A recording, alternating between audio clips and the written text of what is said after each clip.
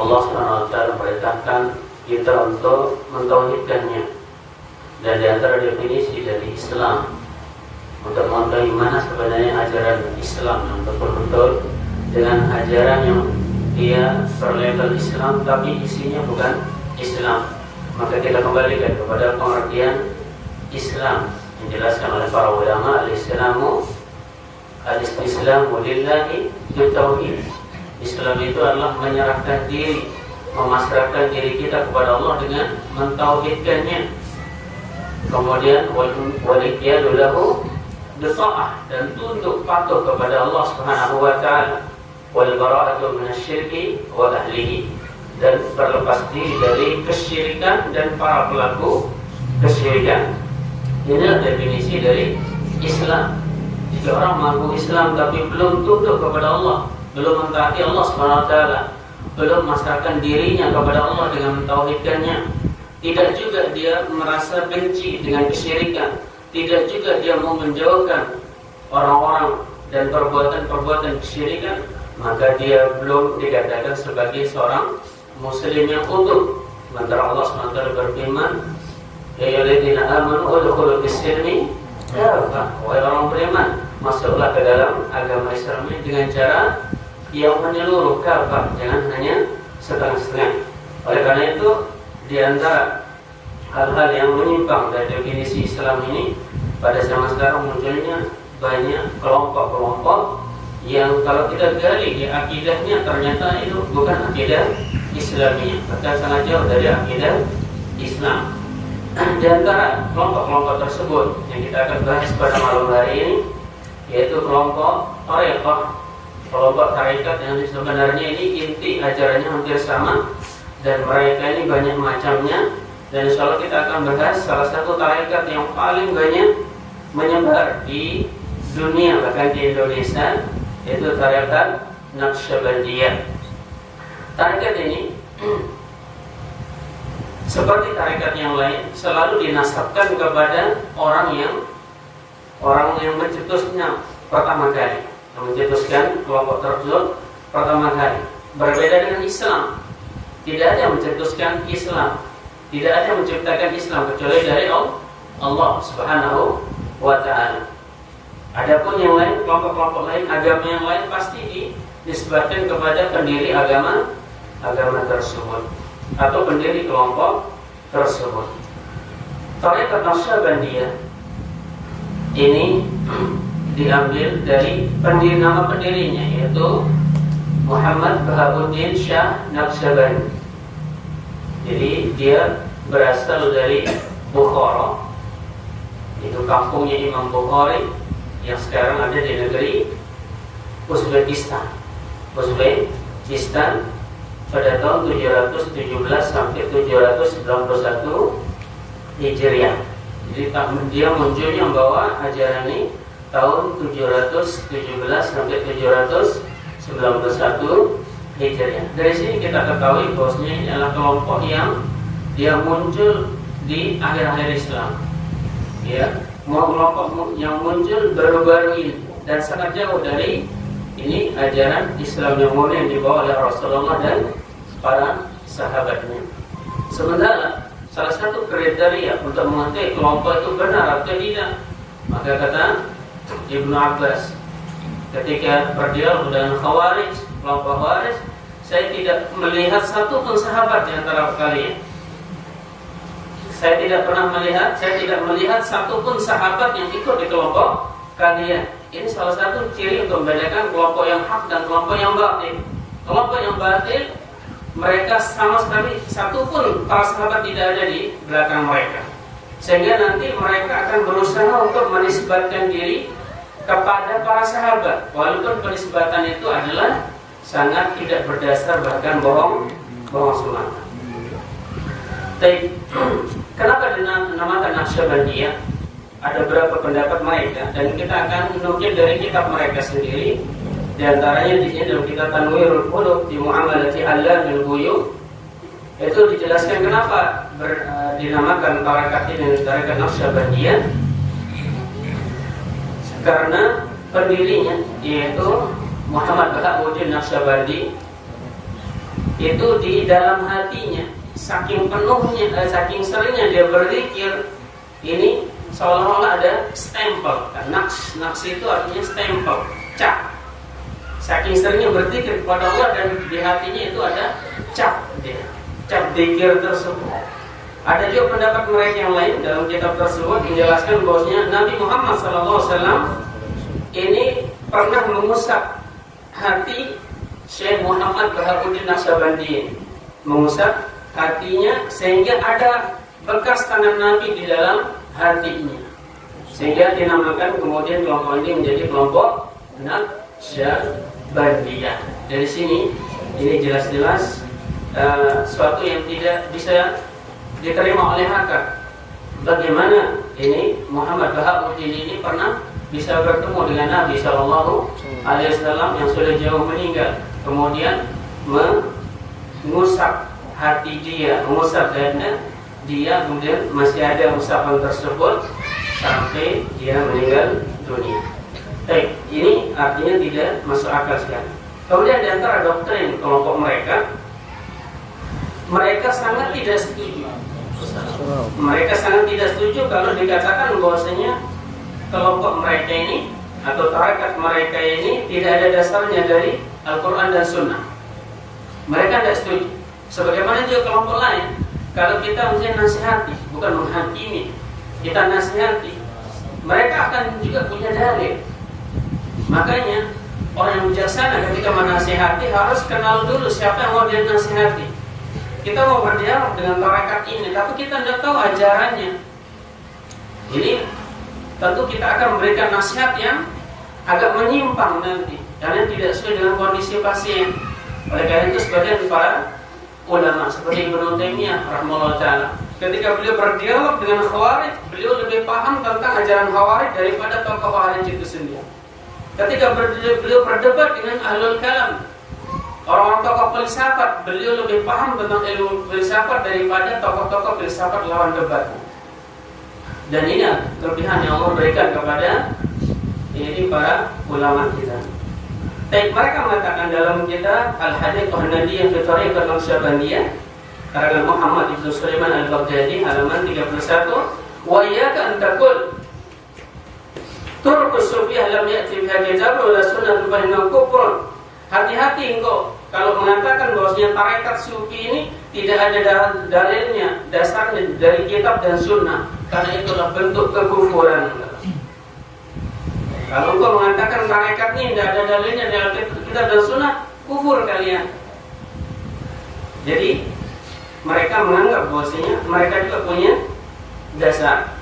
Dan di antara klaim mereka bahwasanya Imam Ahmad bin Hanbal ini sangat menganjurkan untuk mengikuti tarekat Naqsyabandiyah ini.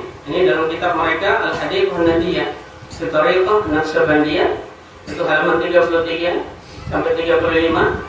Mereka menjelaskan di sana bahwasanya wasamu anak Ahmad bin Hanbal awsal bi majalati sufiyah. Imam Ahmad mewasiatkan supaya duduk bersama kaum sufi ini. Bahkan mereka mengatakan wa anna Syafi'i kana yataraddadu alaihim. Bahkan Imam Syafi'i ini sering menasihati dan sering berkumpul dengan kelompok ini. Wa yasum bana indahum al-amr kullu wa taqwallah. Dan dia mengatakan Imam Syafi'i bahwa kelompok ini adalah kelompoknya orang-orang bertakwa, kelompoknya orang-orang yang bertakwa. Padahal antara Imam Syafi'i dengan kelompok ini sangat jauh. Bagaimana kemudian disebutkan kepada Imam Syafi'i rahimahullah. Bahkan di sebagian kitab mereka mengklaim bahwasanya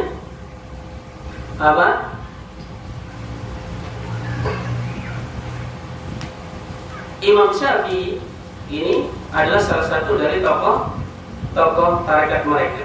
Dan tidak hanya itu, mereka menisbatkan pendiri dari kelompok tarekat Naqsyabandiyah adalah Abu Bakar radhiyallahu anhu. Pendirinya adalah Abu Bakar radhiyallahu anhu. Mana dalil mereka membawakan hadis Nabi SAW, "Masabballahu bi sadri syai'an illa wasabaqtu bi sadri Abu Bakar." Tidaklah Allah mencelupkan suatu ilmu pada dadaku kecuali saya tuangkan lagi ke dadanya Abu Bakar. Tapi para ulama seperti Ibnu Jauzi mengatakan hadis ini la aslalahu hadis ini tidak ada asal usulnya. Hadis ini tidak ada asal usulnya. Oleh karena itu kebanyakan tarekat mereka akan mengklaim bahwasanya ajaran mereka akan sampai kepada Salman Al-Farisi atau kepada Ali bin Abi Thalib radhiyallahu anhu. Kenapa? Karena mereka menganggap bahwasanya Ali bin Abi Thalib diberikan ilmu khusus oleh Nabi sallallahu alaihi wasallam, tidak diberikan kepada yang lainnya. Sementara Ali bin Abi Thalib radhiyallahu anhu beliau mengatakan, "Wallahi alladzi khalaqal habbah, demi Allah yang telah membelah biji-bijian, wa bara'an nasama, dan menciptakan semua yang punya ruh, ma'lamuhu, saya tidak mengerti ada ilmu ghaib yang lain yang diberikan kepada saya, illa fahman, kecuali pemahaman yang diberikan oleh Allah kepada seorang hambanya. Tidak ada saya punya ilmu khusus," kata Ali bin Abi Thalib radhiyallahu anhu. Oleh karena itu kebanyakan tarekat ini akan sampai kepada Salman Al-Farisi atau sampai kepada Ali bin Abi Thalib radhiyallahu anhu. Dan mereka akan menjadikan imam-imam Syiah. Kenapa Salman Al-Farisi, tidak yang lain? Karena beliau orang Persia, orang Persia itu adalah orang Iran. Jadi di sini tarekat terkena akan kembali kepada salah satu dari imam-imam Syiah. Oleh karena itu jangan kita tertipu bahwasanya ada beberapa tokoh-tokoh di Republik ini yang mereka dikatakan ulama kemudian dinobatkan sebagai imam besar. Kalau sudah ada kata-kata imam di sana, antum perhatikan, ini adalah tipuan. Dari siapa? Dari mereka, kaum Syiah. Karena mereka sudah menobatkan orang tersebut dengan jelas-jelas di TV-nya, dan saya tonton langsung itu mereka menobatkan bosnya ini yang berinisial HRS ini sebagai imam besar mereka. Antum perhatikan, jangan kemudian antum sebagai Ahlussunnah ikut-ikutan membela. Tidak. Ini hanya pengelabuan saja. Ya. Sementara antum katanya benci Syiah. Ahlussunnah tidak pernah ketemu dengan Syiah, tetapi antum tidak sadar sedang mendukung mereka. Ya. Jadi kalau mereka mengatakan ada imam-imam, itu tidak lain adalah imam-imam mereka. Ya. Adapun Ahlussunnah wal Jamaah tidak pernah mengatakan bahwasanya ulama ini imam, dan tapi mereka akan menyebut sebagai ulama kita atau ustadz kita. Tidak pernah lebih menyanjung mengatakan sebagai imam. Kenapa? Karena ketika mereka mengatakan imam, apalagi ini adalah ahlul bait, berarti mereka ini adalah imam-imam yang ditunggu oleh mereka di akhir zaman. Karena apalagi ini adalah ahlul bait, karena mereka berdalil dengan hadis bahwasanya alaikum bi kitabillah tarku bikum amrayn. Nabi SAW bersabda, saya tinggalkan bagi kalian dua hal. Yang pertama kitab Allah, wa itrati, yang kedua itrati, yaitu keluarga saya. Keluarga saya. Sementara itrati ini sebagian ulama menafsirkan itrati ini keluarga saya maksudnya adalah keluarga yang berpegang teguh dengan sunnah Nabi sallallahu alaihi wasallam, bukan hanya sekedar keluarga beliau.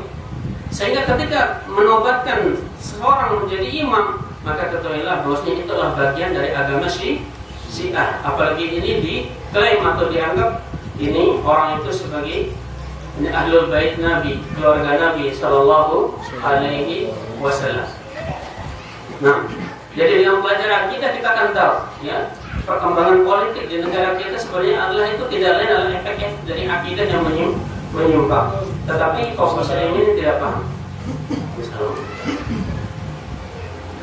Baik. Kemudian dalam kitab mereka Irghamul Murid karangan Al-Qasari halaman 30, dia menceritakan bahwasanya Abu Bakar radhiyallahu anhu karena istaqbilu dzikra al-hafiz al-tariqah Naqsyabandi. Abu Bakar pernah berzikir menggunakan zikir tarekatnya Naqsyabandiyah. Ma'habsin nafsi wa la yantanafsi illa bis-subh, dan dia menahan diri, mengurung dirinya di malam hari dan tidak bernapas kecuali pada waktu subuh. Jadi zikir khafi, zikir tersembunyi menurut Naqsyabandiyah adalah zikir dengan menahan napas. Ya, dan bernapasnya hanya pada waktu subuh. Jadi ini ceritanya Abu Bakar berzikir menggunakan zikirnya tarekah Naqsyabandiyah. Coba nih. Kira-kira Abu Bakar kenal nggak tarekat Naqsyabandi? Tidak kena. Tapi mereka mengatakan justru Abu Bakar dia mempraktekkan cara bikinnya sahabatnya, sehingga apa? Para sahabat pada waktu itu mencium bau daging matang yang sangat harum, keras baunya, sehingga mereka mengadu kepada Rasulullah SAW. Yang ceritanya mereka di kitab mereka. Wasyaqqa ila Nabi SAW. Kemudian mereka mengadu kepada Nabi SAW. Fakabarum anna hadhihi ra'ihah allati yajiduha ra'ihah kabidi Abi Bakar. Maka Nabi SAW menjelaskan bahwasanya bau harum ini itu adalah bau harum hatinya Abu Bakar yang berzikir. Hatinya Abu Bakar yang berzikir. Baik. Kemudian salah seorang tokoh mereka dalam kitab Maktubat Imam Rabbani. Jadi semua kitab yang saya bacakan ini kitabnya mereka, bukan kitab Ahlussunnah wal Jamaah. Salah seorang tokohnya yaitu As-Sarhandi, dia mengatakan kama Nabi sallallahu alaihi wasallam ya'khudul ulum min lawi fa kadzalika haulil kabair masyayikh sufiyah ya'khuduna bi tariq al-ilham min al-asl.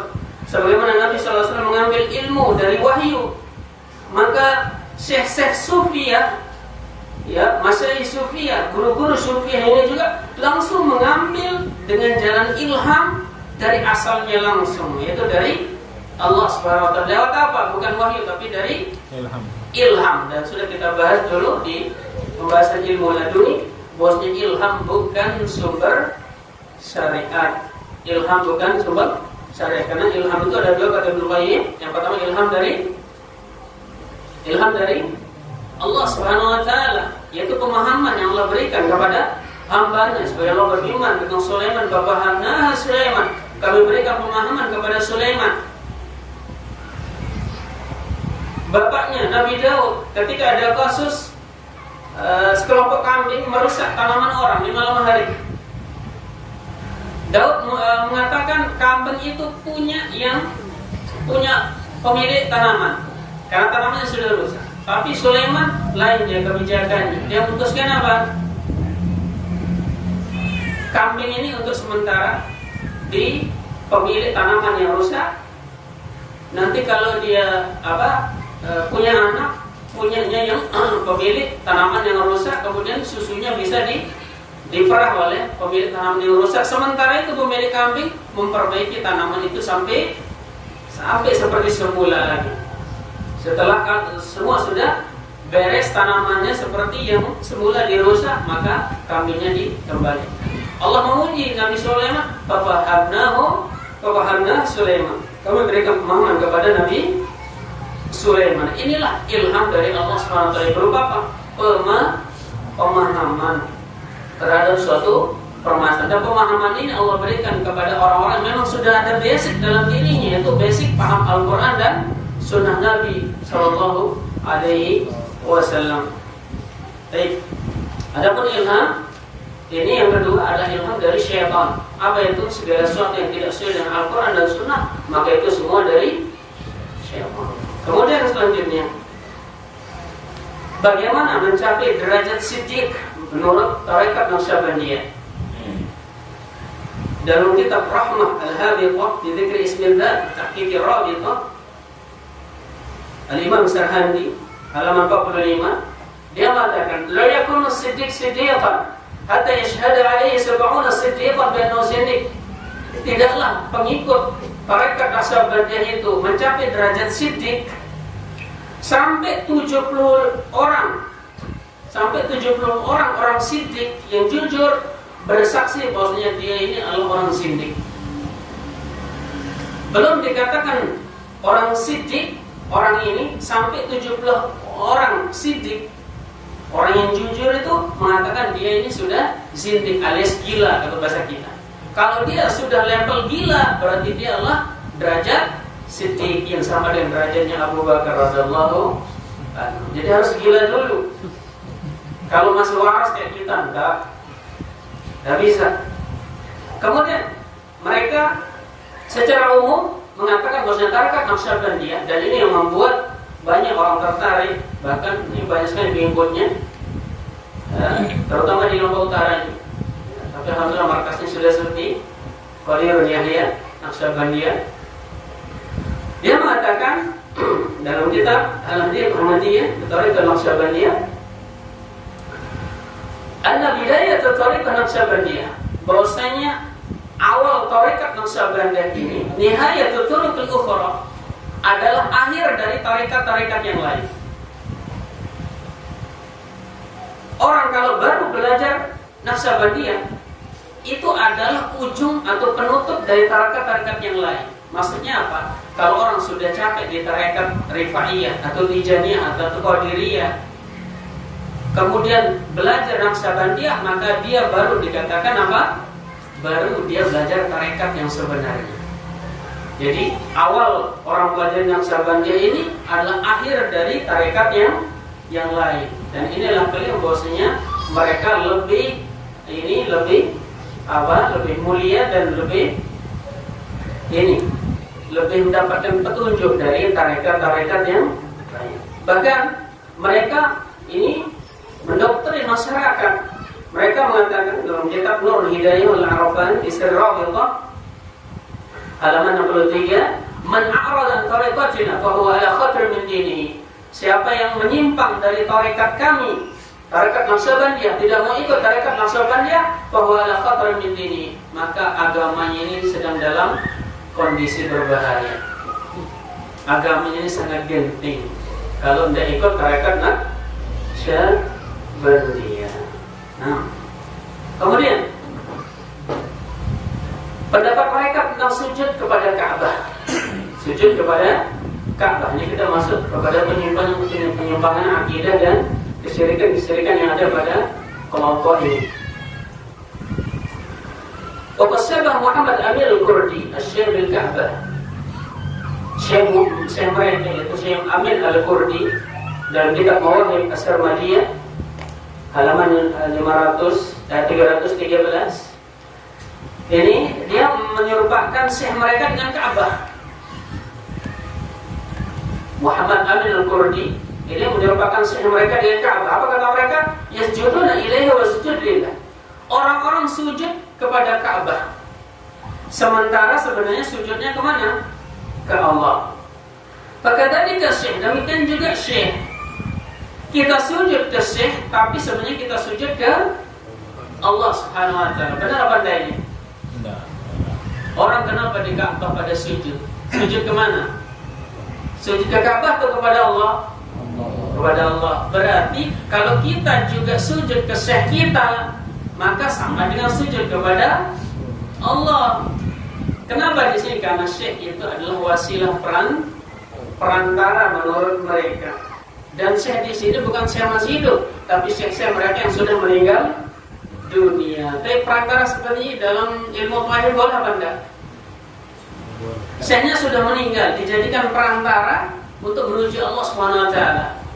Boleh? Itulah syirik itu.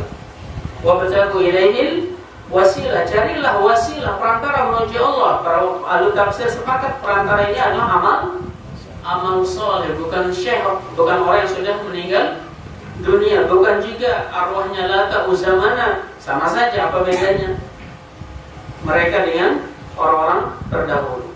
Kemudian berkata Imam Ghazali dalam Ihya Ulumuddin jilid 1 halaman 269, wa minhum man ta'til Ka'bah ilaihi wa tatuqu hiya bihi wa tusuruhu. Di antara mereka, di antara para wali mereka, syekh mereka ini, guru-guru mereka, ada yang didatangi oleh Ka'bah dan Ka'bah tawaf kepada mereka. Bukan mereka tawaf di Ka'bah, tapi Ka'bahnya tawaf di mereka. Kemudian yang lebih seru lagi, dalam kitab Jami' Karamatul Auliya jilid 1 halaman 12, Dzakar An-Nabhani tokoh Syufi Nabhani. Dan saya teringat dengan tokoh Jemaah Tabligh. Dan Jemaah Tabligh itu ujung-ujung juga akan mengajak kepada tarekat Sufi, yang itu ujung akhir dari klimaknya mereka. Adapun mengajak dakwah, sholat, itu hanya kulitnya saja. Ujungnya apa? Pasti ke tarekat. Kalau sudah dibawa ke India, ke Pakistan, mesti akan masuk salah satu tarekat. Kalau tidak Tijaniyah, Naqsyabandiyah, Rifaiyah, Satariyah, dan yang lain. Itu ujung. Nabhani mengatakan dalam kitab Jami' Karamatul Auliya, dan kitab ini kitab yang sangat luar biasa. Apa judul kitabnya? Jami' Karamatul Auliya. kitab yang menghimpunkan keramat-keramatnya para wali, karamahnya para wali. Annal Ka'bah atat ila Ibnu Arabi. Ka'bah pernah datang kepada Ibnu Arabi. Siapa Ibnu Arabi? Tokoh sufi yang mengatakan bahwasanya hewan-hewan ini adalah wujudnya Allah. Kita juga wujudnya Allah. Terus ngapain kita sholat? Kita sembah diri kita sendiri. Siapa itu? Ibnu Arabi. Jadi Ka'bah pernah datang kepada Ibnu Arabi. Hiya wal Hajar Aswad. Ka'bah plus Hajar Aswadnya datang kepada Ibnu Arabi. Wa tawafat haulahu. Kemudian mentawaf mengelilingi Ibnu Arabi yang sedang zikir. Summa talammadat lahu. Kemudian mereka berguru kepada Ibnu Arabi. Siapa yang berguru? Ka'bah dan Hajar Aswad. Wa talabat minhu tarkiyat hayal maqamatil ulya faraqaha. Dan mereka yaitu Ka'bah dan Hajar Aswad ini minta kepada Ibnu Arabi supaya dinaikkan derajatnya ke derajat tinggi di sisi Allah. Faraqaha, akhirnya Ibnu Arabi mengangkatnya menuju Allah Subhanahu wa ta'ala. La haula wa la quwwata illa billah.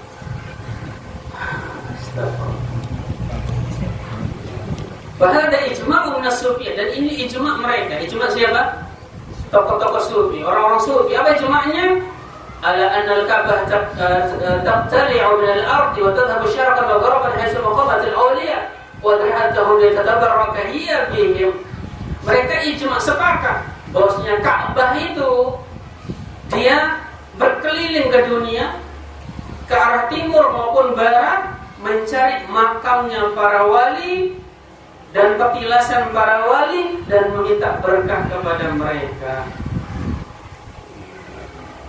Sehingga terjawablah kenapa sebagian orang yang dikatakan tokoh atau ulama kenapa tidak sholat Jumat. Selalu jawabannya apa? Saya sholat Jumat di Mekah. Kenapa? Karena Ka'bah itu yang tawaf di dia, sekitar dia. Walaupun dia di dalam rumahnya, walaupun dia di Madinah, Ka'bahnya yang datang tawaf di sekeliling mereka. Assalamualaikum. Baik, di antara i'tiqad syirik mereka,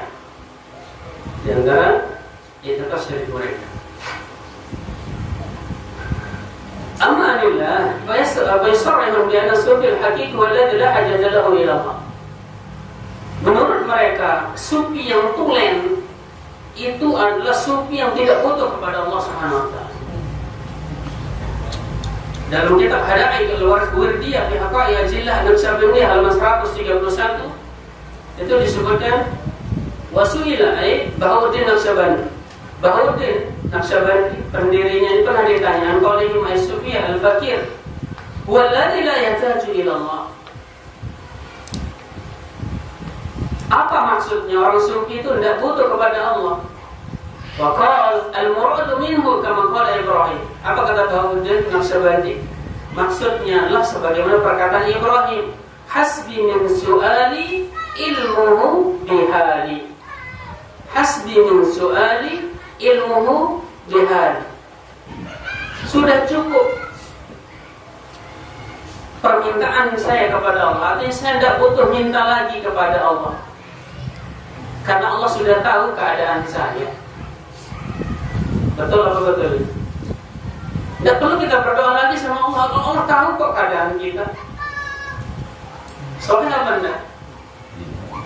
Kayaknya betul ya. Ini malas berdoa berarti. Ud'uni, kata Allah. Ud'uni, berdoalah kepada saya, astajib lakum, saya akan kabulkan. Ketika orang tidak mau berdoa kepada Allah, berarti dia innalladzina yastaghfiruna ibadati sayadkhuluna jahannam madakhirin. Orang yang sombong, tidak butuh dengan saya, tidak mau minta saya akan masukkan ke dalam neraka jahanam. Kenapa sombong? Sementara mereka jelas-jelas mengatakan apa? Sudah Allah tahu keadaan saya, ngapain saya minta lagi kepada Allah Subhanahu wa ta'ala.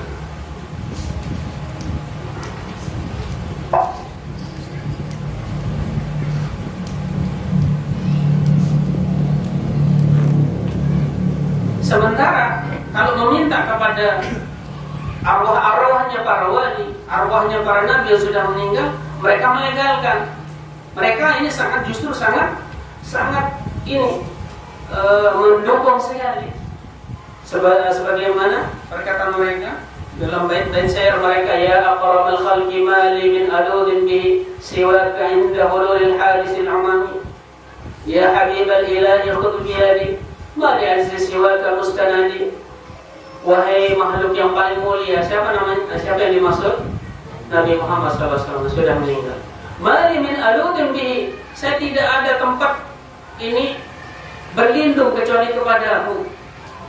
Saya tidak ada tempat berlindung kecuali kepadamu, wahai Nabi Muhammad. Nabi Muhammad sudah mati atau masih hidup? Sudah mati. Syirik apa syirik? Syirik.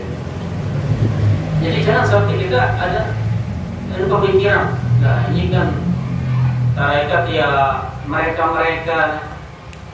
tidak sih terlalu jauh dari syariat Islam. Tidak. Justru ini mereka banyak melakukan perbuatan yang membuat mereka keluar dari Islam. Dari sini kita bahas seperti ini, minimal apa? Jangan sampai kita dan keluarga kita ini terkena dengan ajaran seperti ini. Bukan kita mau menghakimi orang ini sesat, udah membuat hati kita keras, bukan begitu. Makanya sebagian orang mengatakan Arab syar'a la syar'i lakin yatawakki. Saya memulai keburukan bukan untuk mengerjakan, supaya kita menjaga diri bahwasanya ini kelompok ini luar biasa penyimpangan akidahnya, bahkan syiriknya tulen seperti tadi.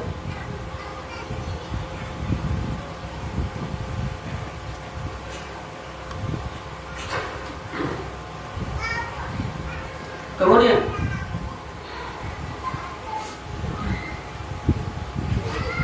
di antara akidah mereka juga sangat mengagungkan ini kuburan para wali, sangat mengagungkan kuburan para wali. Dalam kitab mereka Tanwirul Qulub bi Mu'amalat Alamil Ghuyub halaman 410, qala ba'dul masyayikh, berkata sebagian guru-guru mereka, inna Allah yuwakkilu bi qabril wali malakan.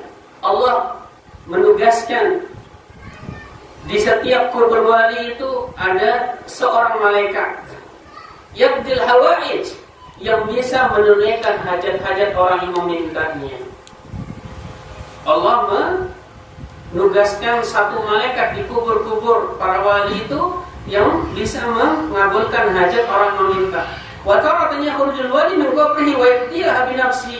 Kemudian dia mengatakan, dan terkadang wali itu yang keluar langsung dari kuburnya dan mengabulkan permintaan orang-orang yang meminta. Bagaimana mereka tidak semangat ke kuburan?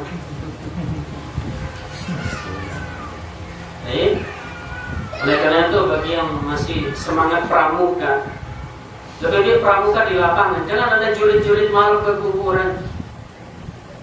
Karena itu itikad seperti itu. Masa harus merenung harus di kuburan? Ya, belum lagi diinjak kuburan. Ini kita ingatkan, jangan sampai dilakukan seperti itu. Karena mengagungkan kuburan seperti itu ini sangat dilarang dalam Islam. Karena syirikan pertama kali asalnya dari memutuskan kuburan.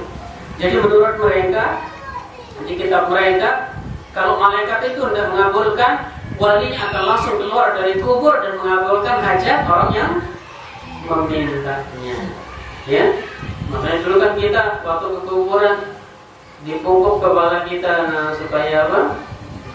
Panjang umur, berkah, ya, pakai air apa?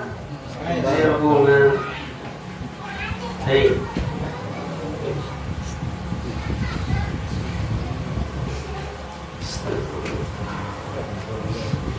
Kemudian kata mereka dalam kitab Nurul Hidayah wal Arafan fi Sirr Rabitah wa Tawajjuh Khatmil Khawajikan halaman 38, mereka menjelaskan maksud ziarah kubur itu apa.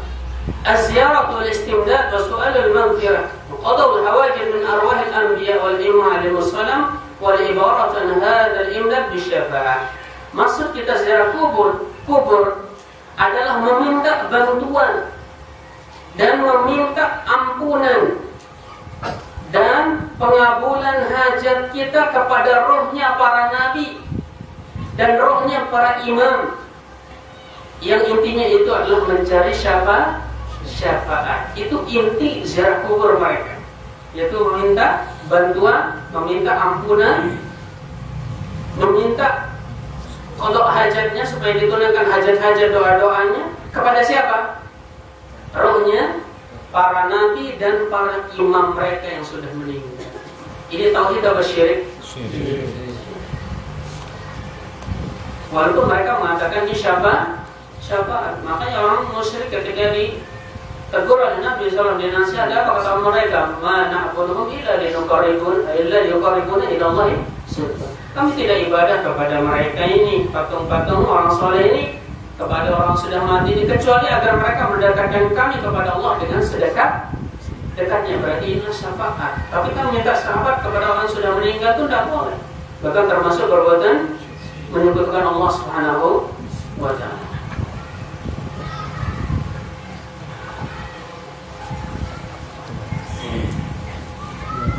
وجعل الكتر الذي تلقى عنه موسى متمده